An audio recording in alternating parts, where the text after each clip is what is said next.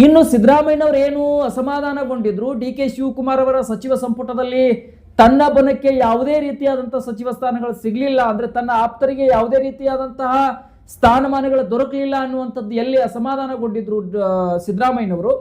So ಈಗ Congress high command ವಿರುದ್ಧ ಸಾಕಷ್ಟು ಬಾರಿ ಅವರು ಕೆಂಡವನ್ನು ಕಾರ್ತಾನೆ ಇದ್ರು, ಕರೆಗಳ ಮೂಲಕ ಆಗಿರಬಹುದು ಅಥವಾ ಕಾಂಗ್ರೆಸ್ನ ಹೈಕಮಾಂಡ್ಗೆ ಜೊತೆಗೆ ಚರ್ಚೆ ಮಾಡುವಂತಹ ಸಂದರ್ಭದಲ್ಲಿ ಆಗಿರಬಹುದು, ಅವರದೇ ಆದಂತಹ ಶೈಲಿಯಲ್ಲಿ ಅವರು ಅಸಮಾಧಾನವನ್ನು ವ್ಯಕ್ತಪಡಿಸ್ತಾ ಇದ್ರು. ಈಗ ಕಾಂಗ್ರೆಸ್ ಹೈಕಮಾಂಡ್ ಒಂದವರಿಗೆ ಅವಕಾಶ ಕೊಟ್ಟಿದೆ. ಯಾವ ರೀತಿ ಅಂದ್ರೆ, ಸಿದ್ದರಾಮಯ್ಯನವರೇ ನೀವು ಯಾವ ಹೆಸರುಗಳನ್ನ ಪಟ್ಟಿ ಮಾಡಿ ಕಳಿಸ್ತೀರಿ ಕಳಿಸಿ, ನಂತರ ನಾವು ಅದನ್ನ ಲಿಸ್ಟ್ ಫೈನಲ್ ಮಾಡ್ತೇವೆ ಅನ್ನುವಂಥದ್ರಲ್ಲಿ ಕಾಂಗ್ರೆಸ್ ಹೈಕಮಾಂಡ್ ಹೇಳಿದೆ. ಇವರಿಗೆ ಅಷ್ಟೇ ಅಲ್ಲ, ಈ ಕಡೆ ಡಿ ಕೆ ಶಿವಕುಮಾರ್ ಅವ್ರಿಗೂ ಕೂಡ ನೀವು ಯಾರ ರಾಜೀನಾಮೆ ಕೊಡಬೇಕು ಅಂತಿದೆ ಅವ್ರದ್ದು ಕೂಡ ನೀವು ಲಿಸ್ಟ್ ಮಾಡಿ ಕಳಿಸಿ, ನಿಮಗೂ ಕೂಡ ನಾವು ಫೈನಲ್ ಲಿಸ್ಟ್ ಹೇಳ್ತೇವೆ ಅಂತ ಹೇಳಿ ಇಬ್ಬರಿಗೂ ಕೂಡ, ಈ ಕಡೆ ಡಿ ಕೆ ಶಿವಕುಮಾರ್ ಅವ್ರಿಗೂ ಕೂಡ ಕಾಂಗ್ರೆಸ್ ಹೈಕಮಾಂಡ್ ಭರವಸೆ ಕೊಟ್ಟಿದೆ, ಈ ಕಡೆ ಸಿದ್ದರಾಮಯ್ಯನವರಿಗೂ ಕೂಡ ಭರವಸೆ ಕೊಟ್ಟಿದೆ. ಸಿದ್ದರಾಮಯ್ಯನವರ ಲಿಸ್ಟ್ ನಲ್ಲಿ ಯಾವ ಯಾವ ನಾಯಕರ ಹೆಸರುಗಳಿದೆ ಅನ್ನುವಂಥದ್ದು ಒಂದು ರೀತಿ ಕುತೂಹಲ ಮೂಡಿಸ್ತಾ ಇತ್ತು. ಈಗಾಗಲೇ ಅವರ ಪಟ್ಟಿಯಲ್ಲಿ ಈ ಹೆಸರುಗಳಿದೆ ಅನ್ನುವಂಥದ್ದು ಒಂದು ರೀತಿ ಮಾಹಿತಿ ಸಿಗ್ತಾ ಇದೆ. ಸಿದ್ದರಾಮಯ್ಯನವರು ಯಾರ ರಾಜೀನಾಮೆಯನ್ನು ಕೇಳ್ತಾ ಇದ್ದಾರೆ ಅನ್ನುವಂಥದ್ದು ಬಹಳ ನಿಗೂಢವಾಗಿರ್ತಕ್ಕಂಥ ವಿಚಾರ. ಈಗ ಅದನ್ನ ನಿಮ್ಮ ಮುಂದೆ ನಾವು ಹೇಳ್ತಾ ಹೋಗ್ತೀವಿ ನೋಡಿ. ಸಿದ್ದರಾಮಯ್ಯನವರು ನೇರವಾಗಿ ಜಮೀರ್ ಅಹಮದ್ ಖಾನ್ ರವರ ರಾಜೀನಾಮೆಯನ್ನು ಕೂಡ ಕೇಳಿ ಇನ್ನೂ ಕೆಲವು ನಾಯಕರ ಹೆಸರುಗಳನ್ನ ಉಲ್ಲೇಖಿಸಿದ್ದಾರೆ ಆ ಪಟ್ಟಿಯಲ್ಲಿ ಅನ್ನುವಂಥದ್ದು ಎಲ್ಲ ಒಂದು ಕಡೆ ಕೇಳಿ ಬರ್ತಾ ಇರುವಂತಹ ಮಾಹಿತಿ. ಜಮೀರ್ ಅಹಮದ್ ಖಾನ್ ರವರಂತೂ ರಾಜೀನಾಮೆ ನೀಡಲೇಬೇಕು ಅಂತ ಹೇಳಿ ಸಿದ್ದರಾಮಯ್ಯನವರು ಪಟ್ಟಿಯಲ್ಲೇ ಹೆಸರು ಹಾಕಿದ್ದಾರೆ. ವೈಯಕ್ತಿಕವಾಗಿಯೂ ಕೂಡ ಹೋಗಿ ಹೈಕಮಾಂಡ್ಗೆ ತಿಳಿಸಿದ್ದಾರೆ ಅನ್ನುವಂತಹ ಮಾಹಿತಿಗಳು ಲಭ್ಯವಾಗ್ತಾ ಇದೆ. ಜಮೀರ್ ಅಹಮದ್ ಖಾನ್ ಮತ್ತು ಸಿದ್ದರಾಮಯ್ಯನವರ ಬಾಂಧವ್ಯ ಯಾವ ರೀತಿ ಇತ್ತು ಅಂತ ಇಡೀ ಕರ್ನಾಟಕ ರಾಜ್ಯಕ್ಕೆ ಗೊತ್ತಿರತಕ್ಕಂಥ ವಿಚಾರ, ಅದನ್ನೇ ಹೇಳಬೇಕಾಗಿರುವಂತಹ ಅವಶ್ಯಕತೆ ಇಲ್ಲ. ಯಾಕಂದ್ರೆ ಎಲ್ಲಿ ಸಿದ್ದರಾಮಯ್ಯನವರು ಇರ್ತಾರೋ ಅಲ್ಲಿ ಜಮೀರ್ ಅಹಮದ್ ಖಾನ್ ಇದ್ದೇ ಇರ್ತಾ ಇದ್ರು. ಈಗ ಅವರಿಬ್ಬರ ಮಧ್ಯೆ ಏನೋ ಒಂದು ವೈಮನಸ್ತಾಪ ಬಂದು ಸಿದ್ದರಾಮಯ್ಯನವರ ಬಣವನ್ನ ಬಿಟ್ಟು ಡಿ ಕೆ ಶಿವಕುಮಾರ್ ಅವರ ಬಣ ಸೇರಿದ್ರು. ಅದೇ ಸಂದರ್ಭದಲ್ಲಿ ಜಮೀರ್ ಅಹಮದ್ ಖಾನ್ ರವರ ವಿಚಾರವಾಗಿ ಈಗ ಅಸಮಾಧಾನಗೊಂಡಂತಹ ಸಿದ್ದರಾಮಯ್ಯನವರು ಜಮೀರ್ ಅಹಮದ್ ಖಾನ್ ರವರ ಹೆಸರನ್ನು ಉಲ್ಲೇಖ ಮಾಡಿದ್ದಾರೆ. ಆದ್ರೆ ಜಮೀರ್ ಅಹಮದ್ ಖಾನ್ ಈಗ ನಾನು ರಾಜೀನಾಮೆ ಕೊಡೋದಿಲ್ಲ ಅಂತ ಹೇಳಿ ಸ್ಪಷ್ಟಪಡಿಸಿದ್ದಾರೆ. ಡಿ ಕೆ ಶಿವಕುಮಾರ್ ಅವರ ಮನೆಗೆ ಹೋಗಿ ಜಮೀರ್ ಅಹಮದ್ ಖಾನ್ ಕೂರುವಂತಹ ಲೆಕ್ಕಾಚಾರವನ್ನು ಹುಡ್ಕೊಂಡಿದ್ದಾರೆ. ಅಂದ್ರೆ ಡಿ ಕೆ ಶಿವಕುಮಾರ್ ಅವರು ತಪ್ಪಿಸಬೇಕು, ಜಮೀರ್ ಅಹಮದ್ ಖಾನ್ ಇರ್ಲಿ, ಅವ್ರನ್ನ ತೆಗಿಬೇಡಿ ಅಂತ ಡಿ ಕೆ ಶಿವಕುಮಾರ್ ಅವರು ಹೇಳಬೇಕು, ಸಿದ್ದರಾಮಯ್ಯನವರ ಈ ಶಕ್ತಿ ಬಲ ಕಡಿಮೆ ಆಗ್ಬೇಕು ಅನ್ನುವಂಥದ್ದು ಜಮೀರ್ ಅಹಮದ್ ಖಾನ್ ರವರು ಕೂಡ ಎಲ್ಲೋ ಒಂದು ಕಡೆ ಅವರ ಶಕ್ತಿಯನ್ನ ಪ್ರದರ್ಶನ ಮಾಡ್ತಾ ಇದ್ದಾರೆ ಅನ್ನೋದ್ರಲ್ಲಿ ತಪ್ಪಿಲ್ಲ. ಇನ್ನು ಮತ್ತೊಂದು ಹೆಸರು ಕೇಳಿ ಬರ್ತಾ ಇರುವಂತದ್ದು ರಾಮಲಿಂಗಾರೆಡ್ಡಿ. ಸೊ ಇವರನ್ನು ಕೂಡ ತೆಗಿಬೇಕು ಅಂತಕ್ಕಂಥದ್ದು ಎಲ್ಲ ಒಂದು ಕಡೆ ಬರ್ತಾ ಇರುವಂತಹ ಸೂಚನೆ ಅಂತಕ್ಕಂಥದ್ದು ಕೂಡ ಗೊತ್ತಾಗ್ತಾ ಇರುವಂತದ್ದು. ಇನ್ನು ಹಾಗೆ ಕೆ ಎಚ್ ಮುನಿಯಪ್ಪ ಅವರ ಹೆಸರು ಕೂಡ ಕೇಳಿ ಬರ್ತಾ ಇರುವಂತದ್ದು.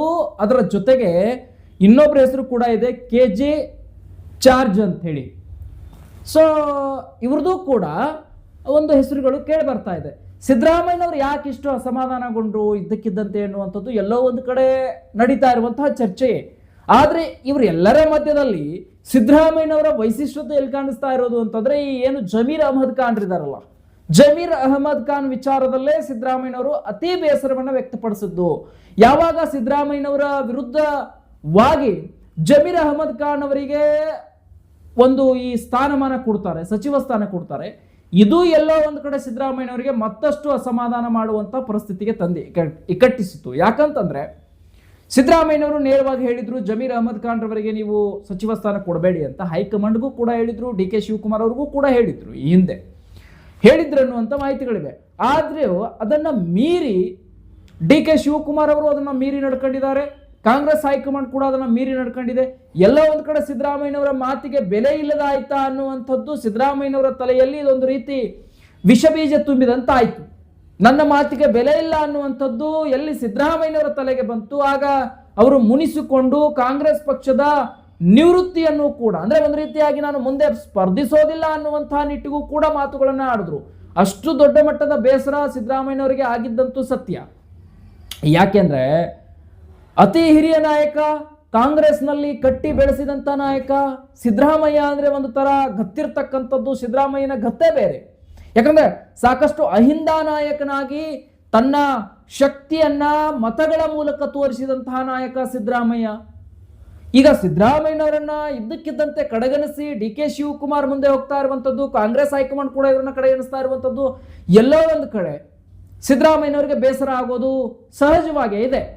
ಆದರೆ ಸಿದ್ದರಾಮಯ್ಯನವರನ್ನ ಕಳೆದುಕೊಂಡ್ರೆ ಕಾಂಗ್ರೆಸ್ ಪಕ್ಷ ನೆಲ ಕಚ್ಚತ್ತೆ ಅನ್ನುವಂಥದ್ದು ಅಷ್ಟೇ ಸತ್ಯ. ಯಾಕಂತಂದ್ರೆ ಅಹಿಂದ ಮತಗಳು ಮತ್ತು ದಲಿತ ವರ್ಗದ ಮತಗಳು ಮತ್ತು ಹಾಲು ಮತದ ವರ್ಗದ ಮತಗಳು, ಈ ಮತಗಳನ್ನ ಡಿವೈಡ್ ಮಾಡುವಂತಹ ಶಕ್ತಿ ಮತ್ತು ಈ ಮತಗಳನ್ನ ಕಳಚಿ ಬೀಳಿಸುವಂತಹ ಶಕ್ತಿ ಸಿದ್ದರಾಮಯ್ಯನವರಲ್ಲಿದೆ.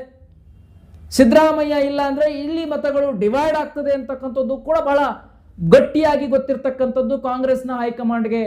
ಹಾಗಾಗಿ ಇವತ್ತು ಇವರು ಸಿದ್ದರಾಮಯ್ಯನವರು ಕೊಟ್ಟಂತಹ ಹೆಸರುಗಳಿಗೆ ಯಾವ್ಯಾವ ರೀತಿಯಾದಂತಹ ನಿರ್ಣಯವನ್ನ ಕಾಂಗ್ರೆಸ್ ಹೈಕಮಾಂಡ್ ತೆಗೆದುಕೊಳ್ಳುತ್ತೆ ಅನ್ನೋದು ಕೂಡ ಬಹಳ ಇಂಪಾರ್ಟೆಂಟ್ ಆಗಿರುವಂತಹ ಮಾಹಿತಿ.